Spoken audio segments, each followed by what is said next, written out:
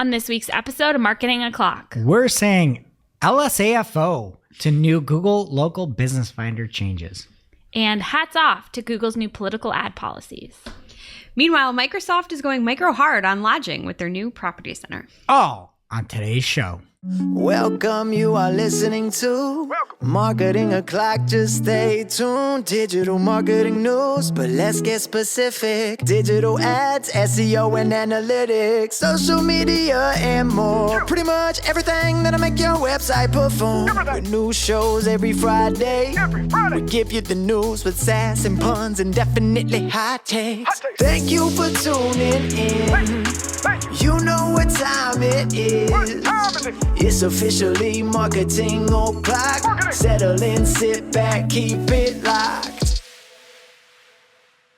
Hey there, I'm Christine Zernhout. AKA Shep. I'm Jess Budd. And I'm Greg Finn. And it's officially Marketing O'Clock. Here on July 5th, 2024. What is happening in the news on this holiday week here in the United States? Well, speaking of the United States, it is an election year. Oh, I didn't even notice. You didn't? No, I didn't tune in and see a catastrophe Oh. on TV. Well, I'm happy for you.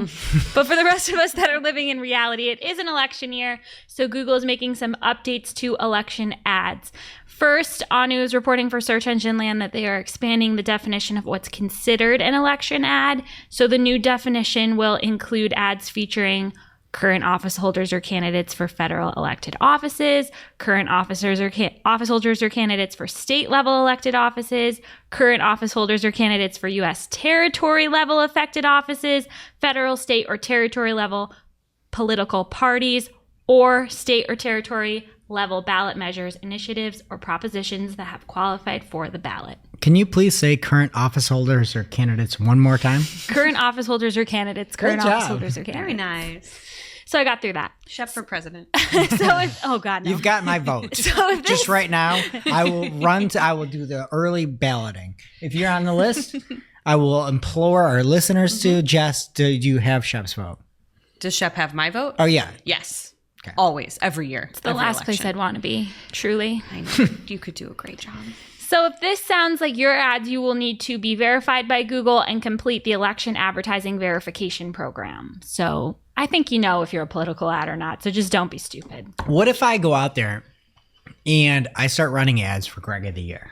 Oh, I feel like I need it. I feel like you guys are such haters every year. that's not a federal or state level elected office. It's a silly podcast award. But it's kind of in the digital marketing territory. Could it be territory level?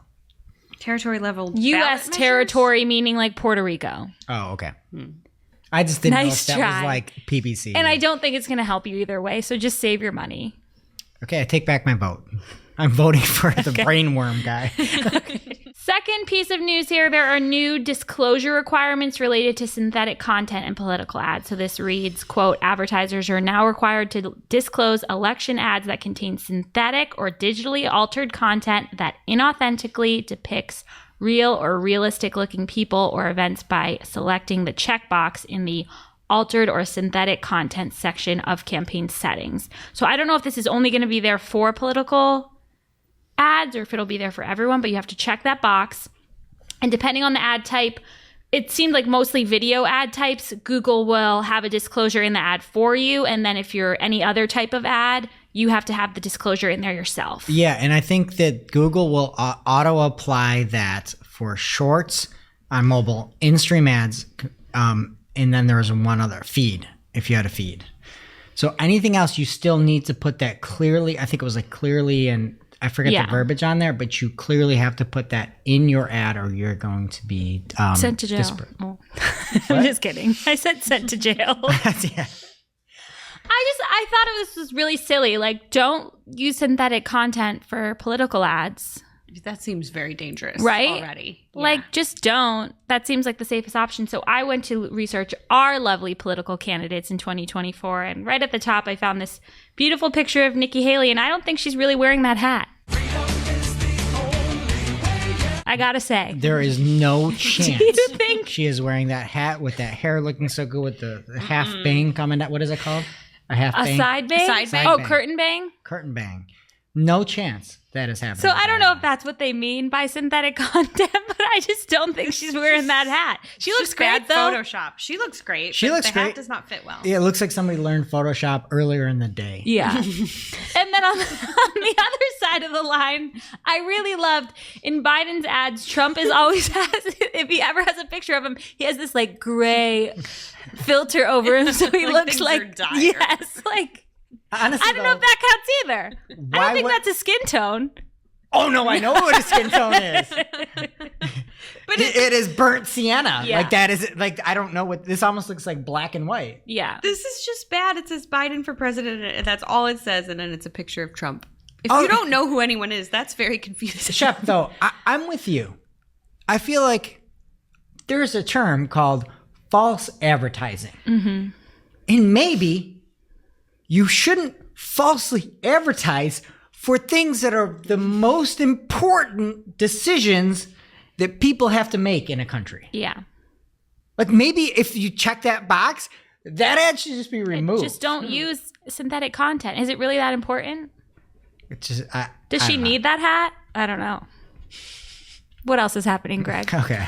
Well, we've got some more, I would say, disheartening news where Google is now showing LSAs or local service ads directly within the mobile version of the local business finder interface. So, Jess, you have a local business. I do. Instead of searching and seeing areas around and letting that be organic, it is now showing LSAs. And we talked about this last week, I believe, where for a long time it was your Google business profile and the reviews that you would have that would show up. And they made a change last week where LSAs and your LSA reviews would kind of take precedent over your Google business profile. So now when somebody searches for something, an LSA can show up when you're looking for that local business finder. And of course, this was found by Anthony Hickman. And I pulled this from Barry Schwartz's article. And Barry got rid of all that title case stuff that Anthony does. And it was just so nice.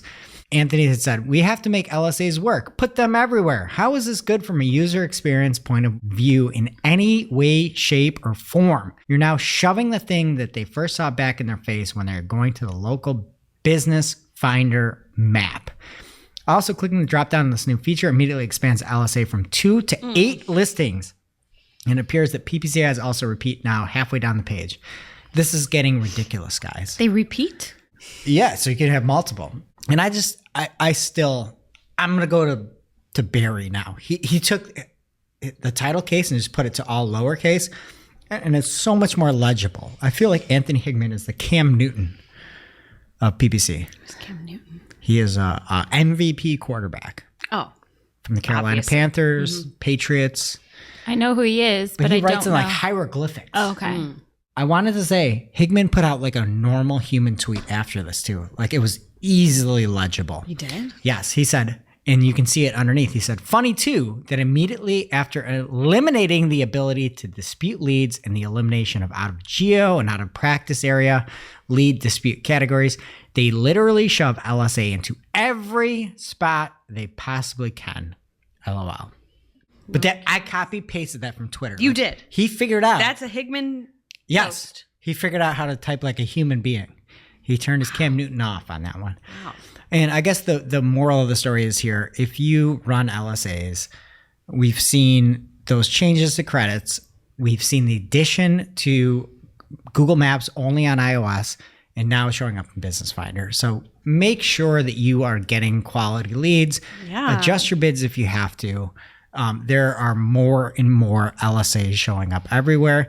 And it doesn't necessarily mean that they're all going to be quality. So No, people are just going to click those in the business finder. They're just Yeah. going to tap them, and there you have it. Property managers and advertisers can rejoice, though. Microsoft has announced Property Center, which they are calling the evolution of Hotel Center. It's poised to make it easier to manage hotel price and property promotion ads for hotels and vacation rentals. So I think the vacation rental piece is what's different there. It's no longer just Hotel Center. It is Property Center. They say a whole lot of nothing detail-wise in their announcement as far as what's new or different, but they do note that you can directly upload and manage assets for lodging campaigns into the Property Center. And they promise several times that it'll make ads management easier, more streamlined, help you boost your bookings, and that they're really excited for you to experience the benefits. We don't know what the benefits are. They do not say it. It is the world's shortest announcement ever. And it is all prefaced by this image of two people hugging each other so tight.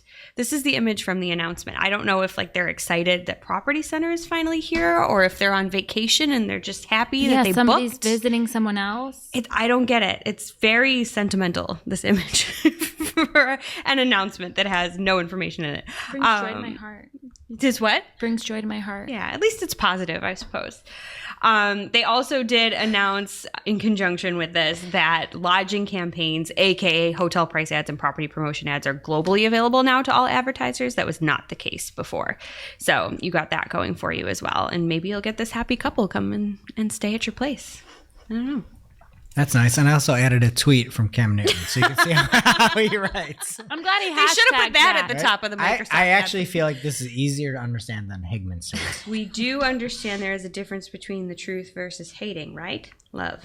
Yeah. Okay. He is our Cam Newton, a national treasure. I just really like that he thought he was going to trend for that hashtag. Yeah, right? Yeah, the hashtag has never existed in life. This Nope. reminds me of AOL profiles back in the day. Remember when everyone figured out how to use special characters and everything looks like this? Wild. Simple times. Yeah. And now for this week's Cool Tool. As a reminder, our Cool Tool segment is not an official endorsement or paid mention. We're simply sharing something we found in our travels that may be of use to our listeners. And is really, really cool. This week's Cool Tool is a how-to guide from Cypress North's own Kathleen Hagelberger, aka K-Burks. And it could save you money, so listen up, honey. How'd I do? Amazing. Thank you. Yeah. I've heard better. Not here, you haven't. That's true facts. It is how to create a Looker Studio SEO report without paid connectors or expensive subscriptions. I would have challenged you to find a rhyme for Hagelberger. I sat there for a minute and tried.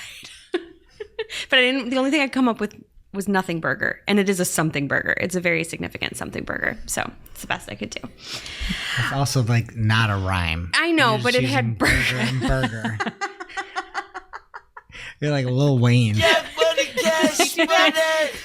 So does Dr. Seuss, right? I could have just made up a word. So in her post, Kay Bergs runs through how to easily create an insightful dashboard with data from Search Console, GA4, and SEMrush using native connectors and Google Sheets. So she runs through every step of setup with screenshots. Bless her heart. Tells you exactly which metrics she's reporting on in case you want a taste of the secret sauce of what's important to Kay Bergs, who's our SEO lead here.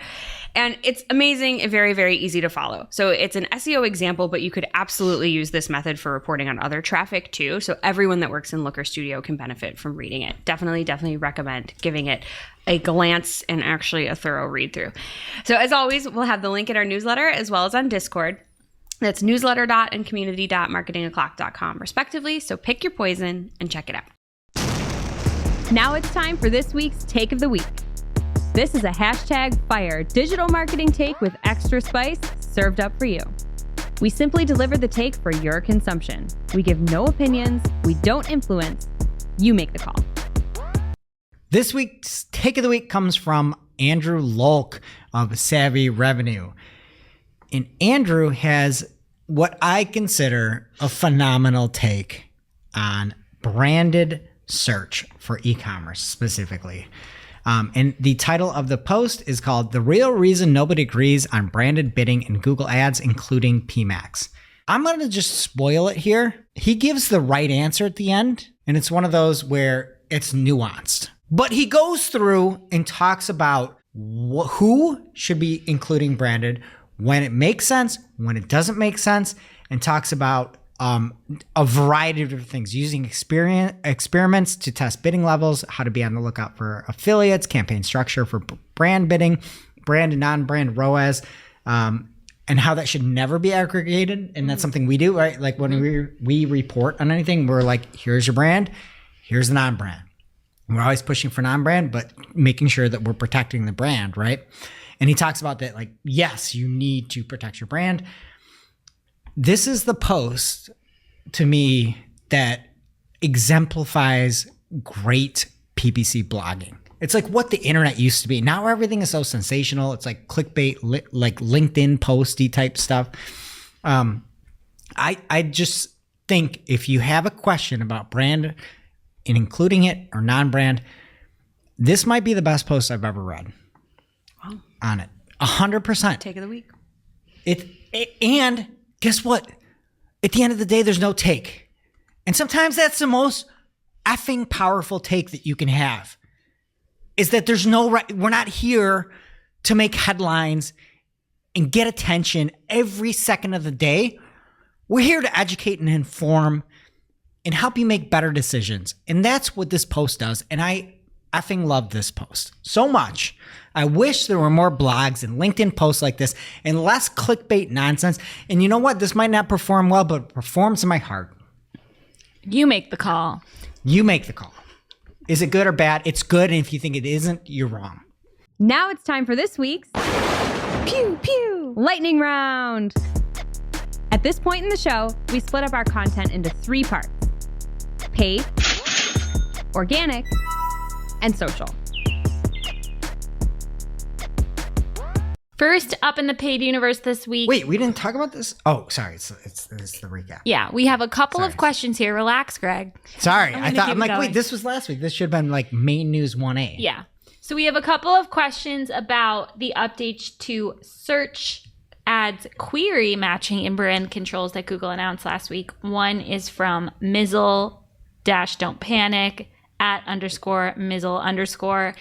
And she asked, hi, ads liaison, just want to make sure I'm clear. If I bid on exact match bedding and have exact match beds excluded due to previously being triggered, that's close match variance, not a misspelling. So I won't need to worry, correct? And Ginny said, hi, yes, that's correct. I was confused by this one.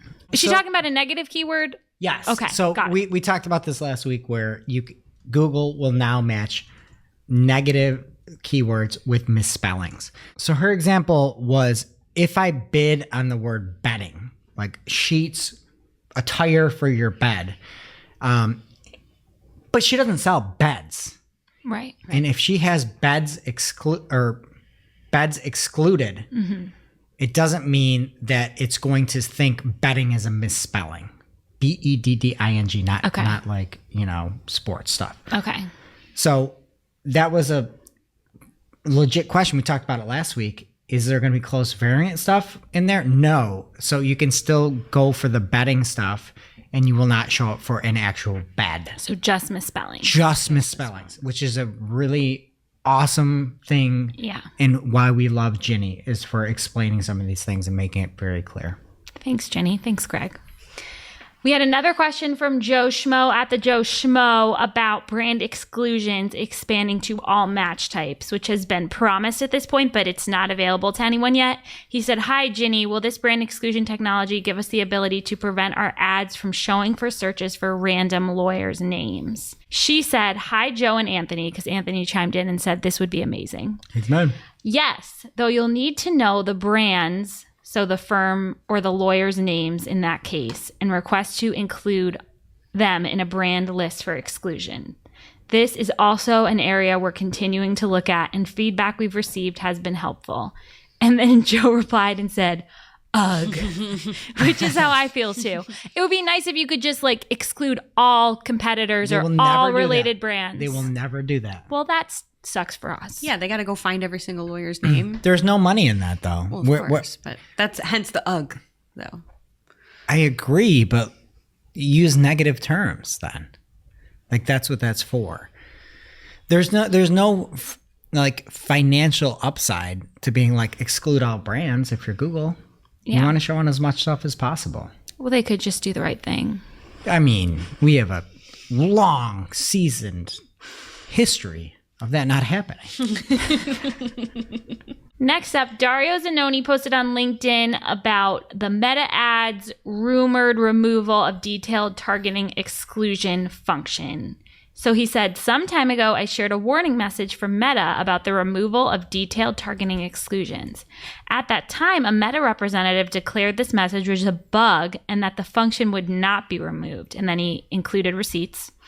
Today, I found a new help page in the Meta Business Help Center that confirms the removal of these exclusions beginning July 15th. So he was just lied to? Yep. It says that right in the article. July 15th, 2024, we are removing the ability to use detailed targeting exclusions. So you have like 1 week. Good luck, everybody. Bram Vanderhollen says that he found something new in Meta ads that he says is the greatest hard eyes Facebook ads update yet in 2024. Star eyes. Oh, Star Eyes. Sorry.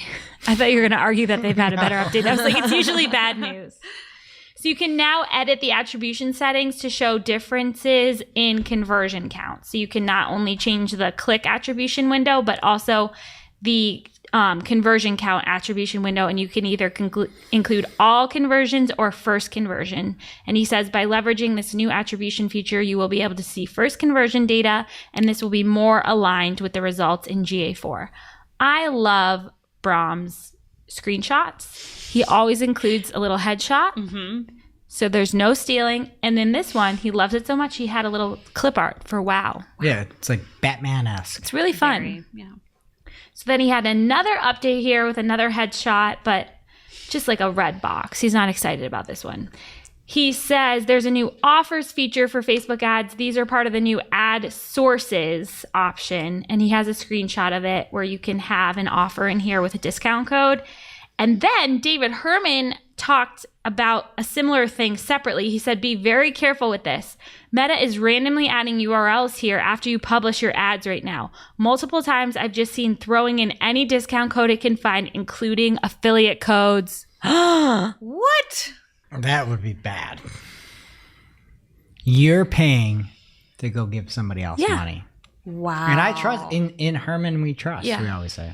Next up, Boris Basaric shared a tale from PPC Reddit he found from someone who says they were forced to switch to monthly invoicing with no support or instructions on how to do this. They said, I work with an agency with roughly 790 active accounts, and they spend close to $1 million a month in ads. And a couple of weeks ago, we were notified that 100 of these accounts were being forced to switch to monthly invoicing. I've gotten past the pissed off period. We used to get a lot of credit card cash back, and now I'm just trying to figure out how to accomplish this. And support has been terrible. He said his dedicated rep was on vacation, and then the people filling in, like the general reps, don't know anything about it. That's exciting. So I hope his account doesn't get suspended or anything. I mean, you would think if they're like, hey, we've got this initiative to make like 2 to 3% more, let's put a team together, or let's inform everybody about how to switch over to from credit cards to actual invoicing. But no. Next up, Google posted that it is going to begin to run ads for daily fantasy sports and lottery couriers in many states within the United States. This change goes into effect on July 15th, and there are a lot of states, so I'm not going to read it to you. Next up from Thomas Hassell at Thomas Hassell on X. Big news, audience signal targeting can now be used for app campaigns. He says before you could only exclude audiences, but now you can use audience signals just like PMAX. So that seems like a cool thing to play around with. Yeah, I'd actually like them to roll it out to more. You know, like it'd be nice to be able to see audience signals for shopping or search or display or something like that. Mm-hmm. That'd be fun, but why wouldn't they? Anything that's not like a real targeted audience, I feel like they'd be into. Yeah, it's just I bet another. it'll come. If it's that good that it works on like your flagship campaign type, why not roll it out to more stuff and let it learn and grow? It seems like if it's as big of a deal as they make it seem like it is, you should go get it. And there'll be more to come in the must-read marketing article of the week on that topic. X is also preparing to launch an updated ad analytics with improved dashboards and metric overviews. I'm a big fan of the jewel tones. If the analytics are any good, remains to be seen. Let us know.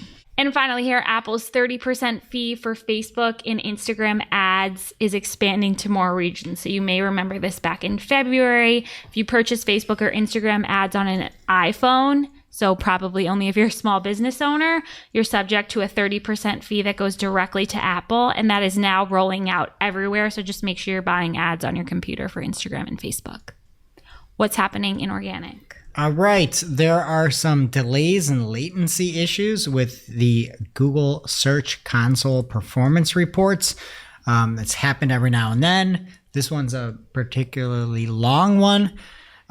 Barry, click on that little link from Barry here. It's a little GIF here about how long the latency's gone. It's maybe my second favorite tweet ever. Behind, or maybe my third favorite tweet ever. Barry's butter sandwich was up there as top 2. And then Drill's candles tweet is up there as like number 1. Oh, yeah, that you can't beat that one. Yeah, that's good. This is Barry making a GIF of the last updated 79 hours ago to 80 hours ago. I jumped on that meme where like Elon Musk is like, I wish more people would make beautiful content on this platform. And I just quote tweeted it and shared Barry's tweet. Like, It is so good. I didn't even see the change. Yes, watching it the first. You have to really look. So Barry showed us now as of Wednesday, the 3rd of July. It's up to 80 hours. Yeah.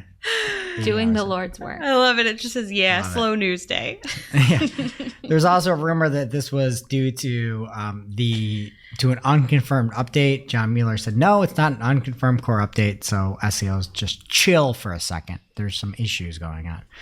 Okay, next up from Google and Merchant Center, they are changing the way they collect and use the conversion data that you share. This seems like it's just like a terms of service thing, like you're giving more data to Google, but I don't understand why they're using the word conversion. Within Google and Google Analytics, there are no more conversions unless it's attributed to an ad. So I think they're now key events. Mm-hmm. They're key events in Google Analytics. So it's just a weird thing. They're going to collect and use your data and probably be like, hey, we see that these products sell more and let's try to use this information to help your ads better, I'd assume, or to help competitors' ads better. You can opt out of this if you want, but it's just like a disclaimer like, hey, we're going to use all the Merchant Center data for whatever we want, basically. And just data from your website, which it's just a weird one. And the fact that they still say conversions for something Merchant Center is not an ad platform. Wild that they can't get past the fact that conversions are only Google Ads based clicks. Yeah, nobody's talking to each other. We've said that for years. Yeah.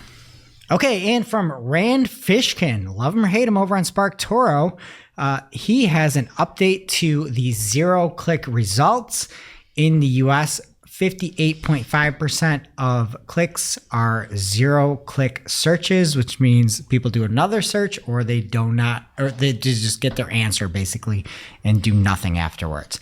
In the EU, it's 59.7%. So almost 60% of searches do not end in a click, according to Rand. Quickly, take a guess in the US. What percentage of clicks lead to an ad click? Do not look. I watched Is it on here? Okay. Oh, thank you. Oh, I didn't. What percentage of the clicks are an ad click? Yes. 71. Or no, what percentage overall? Is an ad What click? percentage of all Yes. searches lead to an ad click? Yes. Okay. Oh, that changes things. I'm going to go with 30. 1%. 1%? According to Rand. How can that be? When you sell hammers, everything looks like a nail. Selling hammers. All right, and from GA4, there is an update where there's going to be future consumer behaviors and more Google AI into GA4. I, for one, am all for this. When you have a product that is absolutely unusable and disgusting and a thorn in your side, that's when you want to bring AI on. You could either work on the product and make it better. Never. No. Well, let's just have AI be like, oh, purchase events more than doubled on this day. Cool. Okay. Do you trust it? No. No, I don't trust it, but it's helpful. At least I can like go try to like solve something. All right. And from Glenn Gabe over on Twitter, he writes, oof. Microsoft AI CEO Mustafa Suleyman says content on the open web is freeware and that anyone can copy or use to reproduce due to their fair use social contract. And he has a quote. With respect to the content that is already on the open web, the social contract of that content since the 90s has been that it's fair use. Anyone can copy it, recreate it, reproduce it. That has been freeware, if you like. That's been the understanding. I'm sorry, I did not know that that was the understanding. When you say copyright company or something like that, I didn't know that you can just go steal it. Hey, maybe Xbox games or Microsoft software. Maybe that's all freeware too. It's just a wild take to be like, hey, somebody went and wrote this and they said, block all the AI, block all this, copyright this, do not recreate. And they're just like, oh no, it's been the understanding. It's out Wild there. take. Yeah.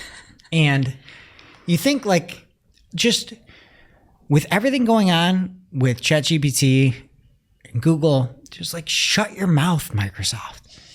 Shut up. That's all you have to do to look good. Just be They can't do it. Nobody can do anything. And from the Wired, this is like our second to last story here on Organic. There was a story about Google search AI spam beating the original reporting. I would say it's a must read. Power listener of the show, or I don't know if she's a power listener. She's been on the show. Lily Ray was in there. Friend of the show. Friend of the show. Friend of the show. Yeah. Friend of the show. BFF of the show. Anyway, she says this is a really rampant problem on Google right now. It's hard to answer specifically what is happening. We've had some clients say, hey, they took our article and rehashed it with AI. It looks exactly like what we wrote in our original content, but just kind of like a mumbo jumbo AI rewritten version of it. So if you want to see a major publication cover the fact that there's still AI spam that Google can't solve, this is a great one. Eli Schwartz is in there and a few others. And one other thing was a quote from Andrew Boyd, who is a consultant in an online link building service called Forte Analytica. I'm sorry that you work in an online link building service. Yeah. Your time is limited. You do not have much time in that position for very long. Anyway, Andrew says, our industry suffers from some form of trauma. And I'm not even really joking about that. It's like, yeah, you're an SEO. Yeah. That's like your badge. For masochists. Yeah, whatever.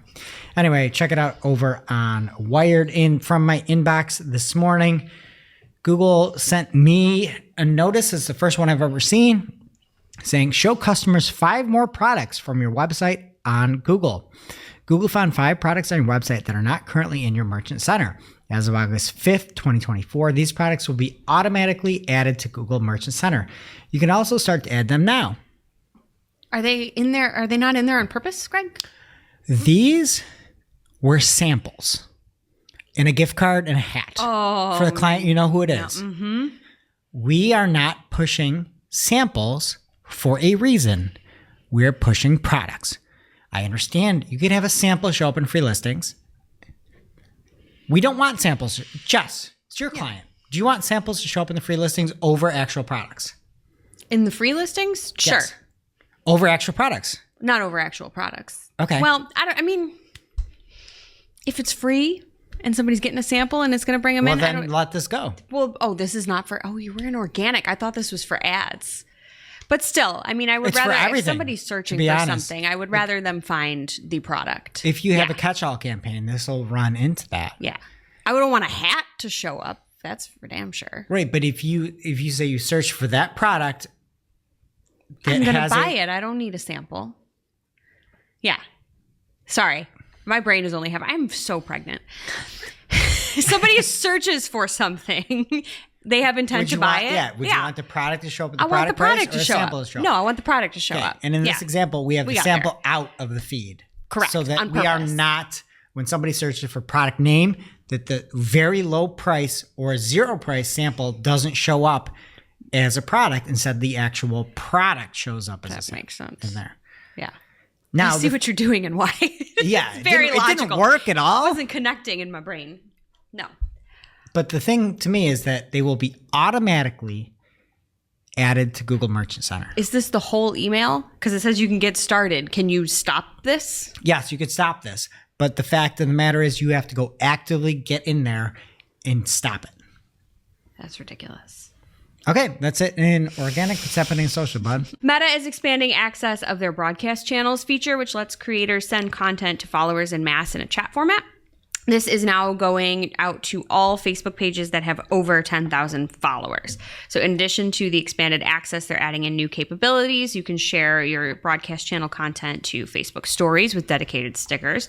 You can push out Facebook posts as like early access to your channel, folks, before actually going live on your page. And then they are also adding automatic sharing from your Instagram channel to your Facebook channel because those broadcast channels are separate.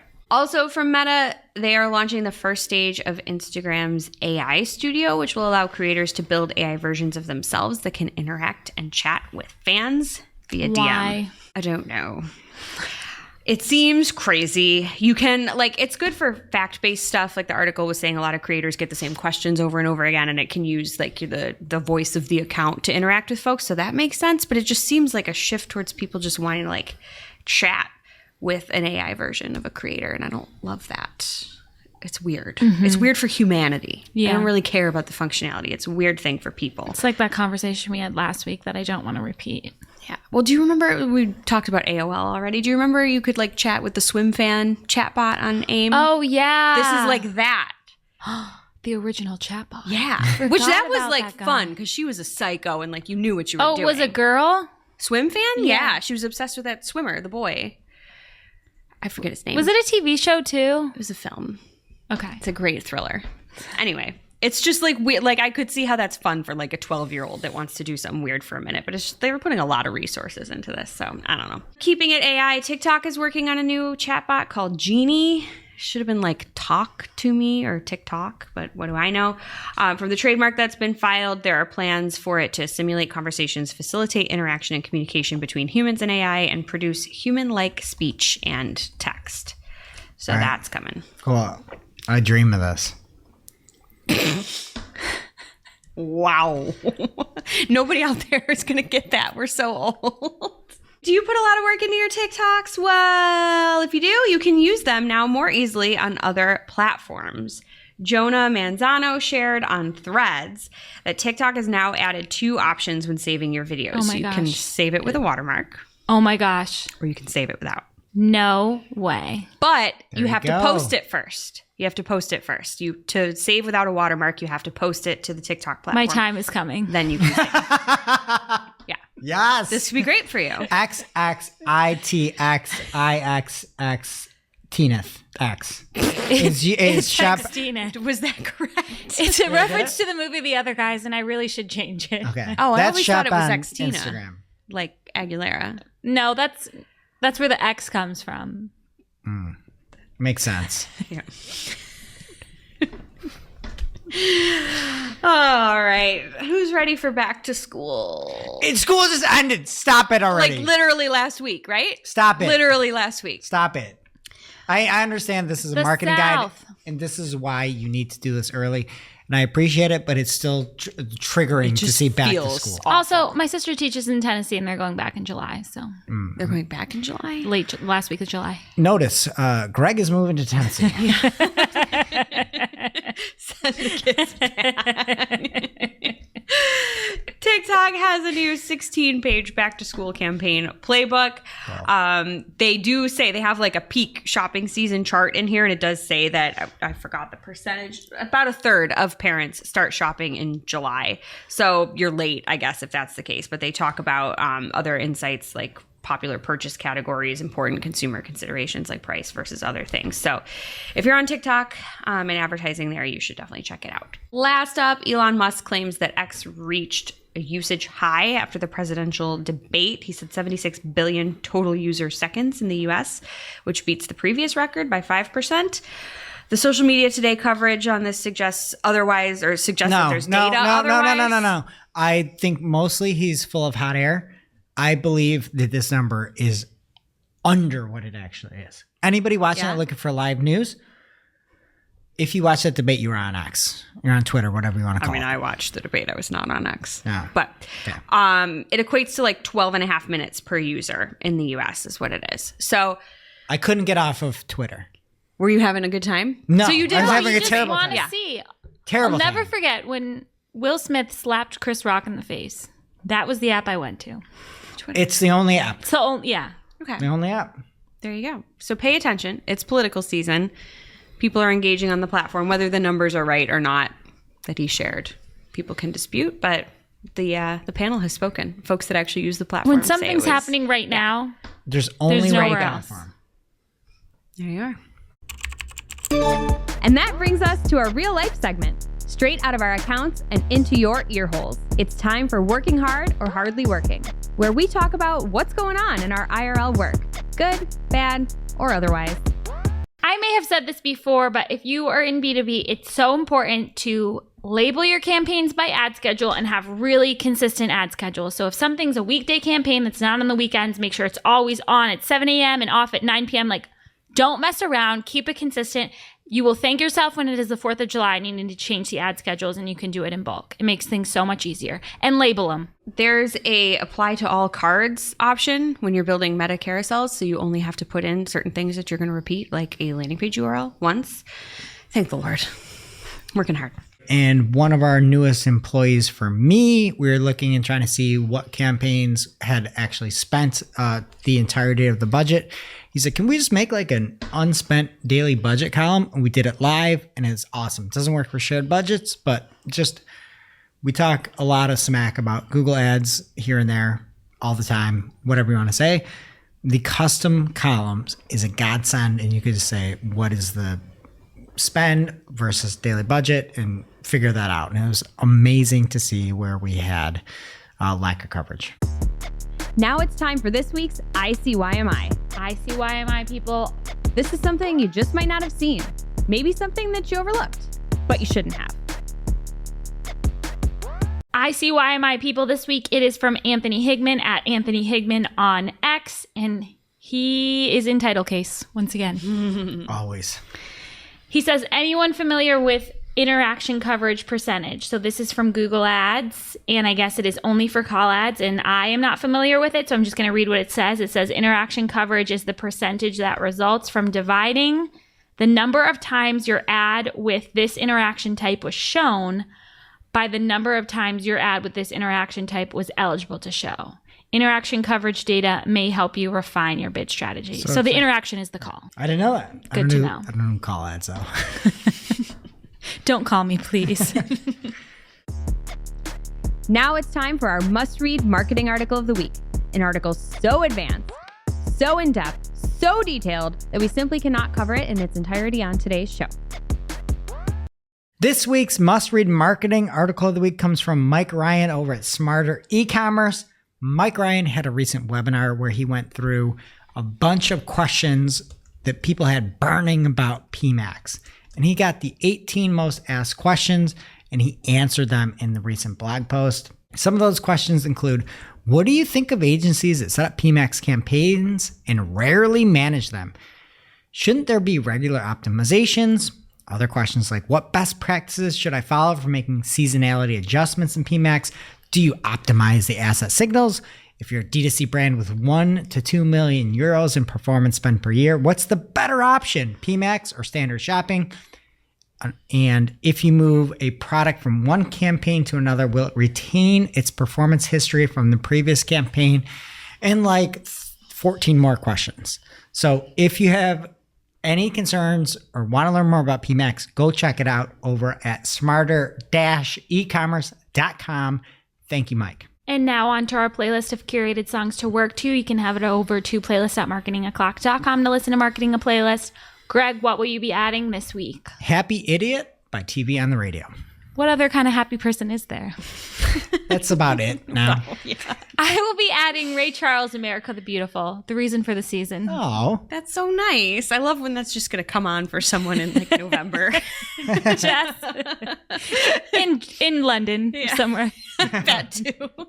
I'm going with Perfect by the Smashing Pumpkins. All right, that does it for today's show. it is now officially not Marketing O'Clock, Thanks for listening. We miss you already. and we can't wait to see you next week.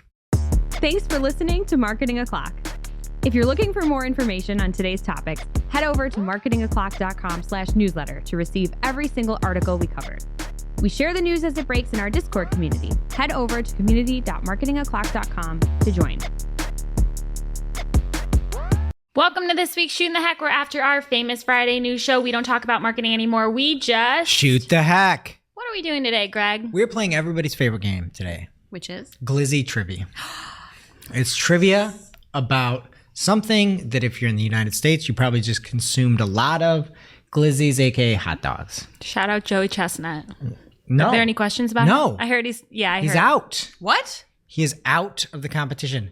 You're hearing this now, so if you're looking to see who won, he had some deal with like vegan dogs or something. Wow. Yeah. That's So a big Big deal. Hot Dog is just mad at him and banned him from Yep. the competition. Nathan kicked him right out. I should have stepped into his place. I didn't know it was I think he's doing available. something with Kobayashi though, but I don't know. Okay, so ring in with your name, and I will call on you. What city is famous for its style of hot dog topped with mustard, onion, sweet pickle relish, pickle spear, tomatoes, peppers, and celery salt? Jess. Chicago? Chicago. That was my guess too. Okay. 1-0 Jess. Y'all know I'm like Lizzie McGuire. Right? Okay. When was the first hot dog invented? Closest gets it. Shep. Shep. 1855. Okay. Jess. Oh. Tables. I'm going to go with 1956. Okay. Jess. Those are some really different answers. 1901. Jess wins it. 1916. Also, I just want to say we have one contestant here today that has a distinct advantage. How many hot dogs do you think you've sold in your life? You could say advantage or disadvantage. I've probably sold 1,000 hot dogs. Have I eaten one in the past 25 years? No. Your family has a hot dog stand. Yes. And you used to work there and Yes. still do. I will be Yes. working there tomorrow, probably. Okay. Well, these are little fun facts you might be able to give to your patrons. Okay. I'm sure they really want good hot dog trivia. What year was the first official hot dog eating contest held in Coney Island, New York? Jess. Shep. I'm going to go Jess. 1926. Oh, I actually closest? messed up. My answers were wrong.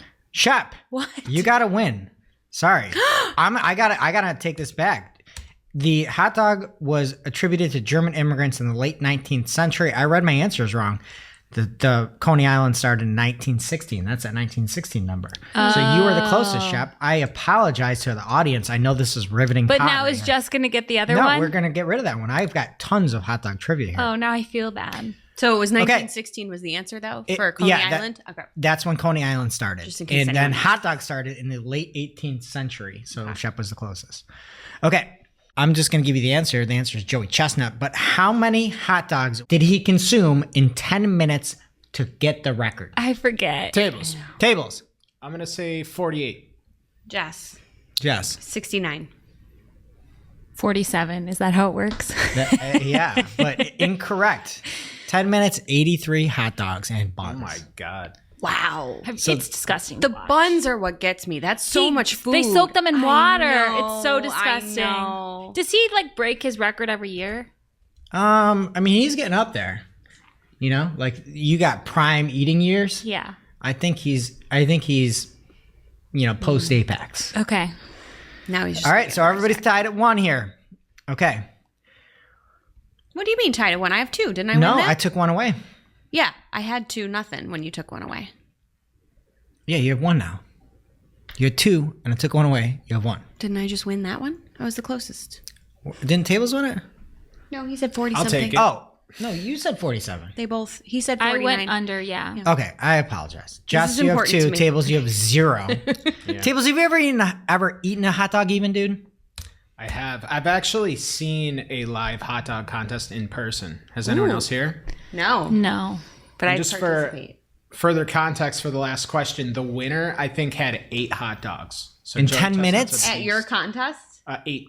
I could eat 9 in 10 minutes. Yeah. I mean, it was pretty gnarly. How much did a 3-foot-long smoked cheese bratwurst topped with truffle oil, duck foie gras, and truffle butter sell for? It's the world's most expensive hot dog. Throw up. Tables. $46. Okay.